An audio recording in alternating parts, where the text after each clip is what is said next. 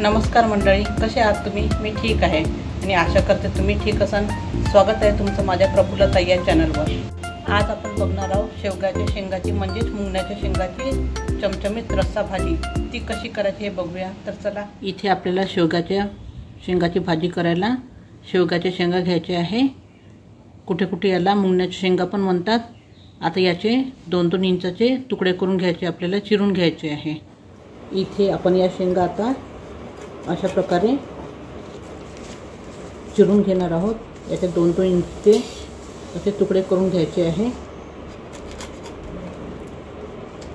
जेवढं निघते त्यात याचं तेवढं साल काढून घ्यायचं आहे.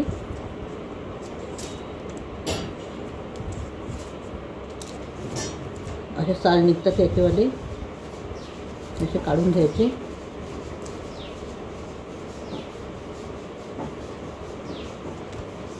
मी एवढे चिरून ठेवले आहे. हे मी पूर्ण चिरून घेते आता.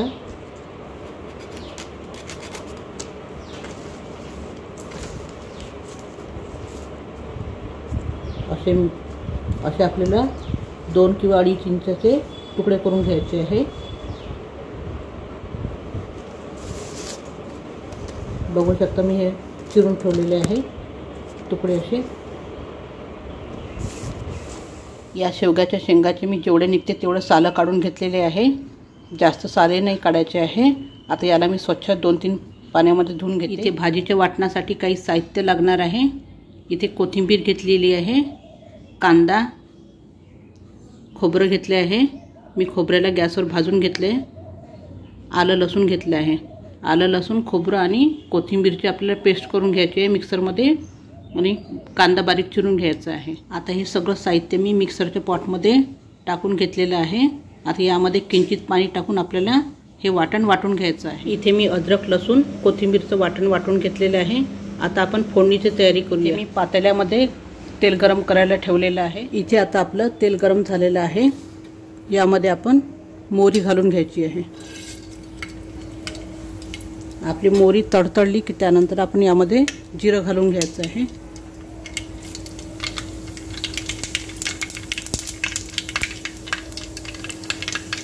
आपलं जिरं मोहरी तडतडली आहे. आता यामध्ये बारीक चिरलेला कांदा टाकून द्यायचा आहे.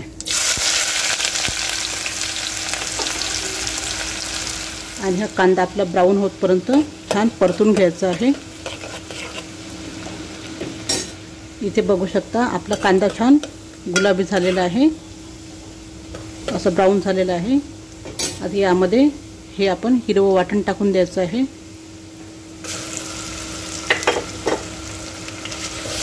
आणि याला छान परतून घ्यायचं आहे.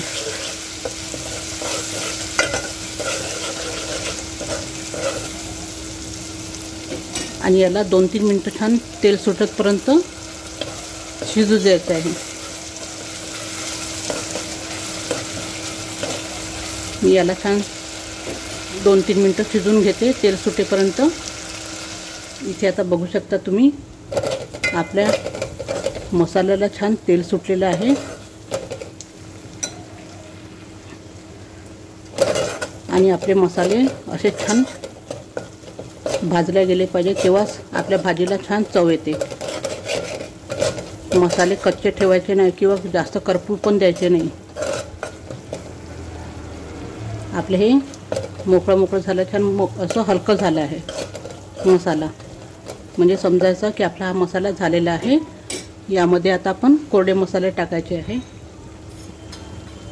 तर इथे मी आता पहिले हळद टाकणार आहे. आणि तिखट टाकायचं आहे अंदाजाने. तुम्हाला कितपत तिखट पाहिजे आहे त्यानुसार तुम्ही तिखट टाकून द्यायचं आहे.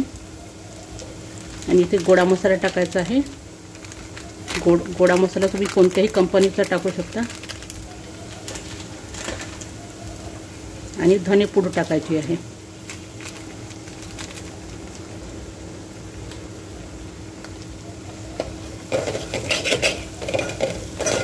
आणि आपले हे कोरडे मसाले पण 2 मिनिटं छान परतून घ्यायचे आहे.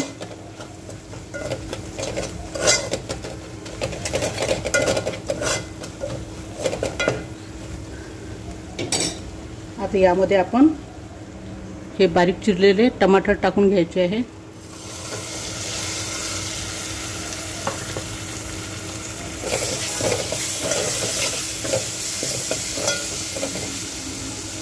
आणि यामध्ये वाटणाचं पाणी घालून घ्यायचं आहे थोडं।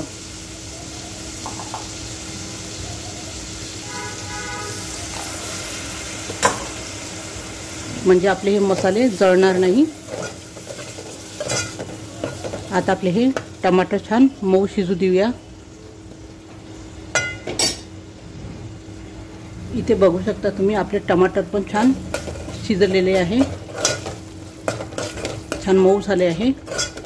यामध्ये आता आपण आपल्या शेवगाच्या शेंगा टाकून घ्यायचे आहे आणि छान परतून घ्यायच्या।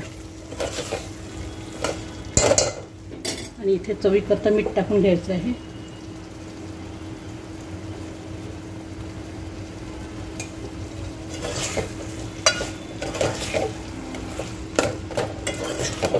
आणि यामध्ये थोडंसं पाणी घालून घ्यायचं आहे।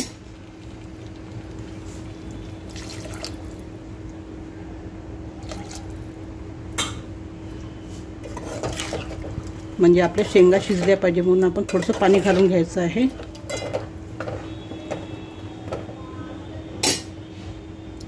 आता आपली गॅस मिडियमवर ठेवायची आहे, लो टू मिडियम। आणि इथे झाकून मी आता या शेंगा शिजू देते पहिले। इथे आता थोडा वेळ झालेला आहे, आपण बघूया आपल्या शेवग्याच्या शेंगा शिजल्या की नाही ते।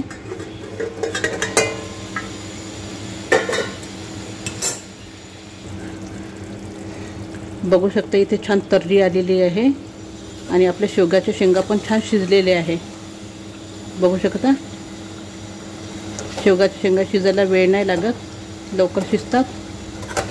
आता तुम्हाला याच्यामध्ये किती रसा घट्ट किंवा पातळ पाहिजे आहे त्यानुसार तुम्ही इथे पाणी घालून घ्या।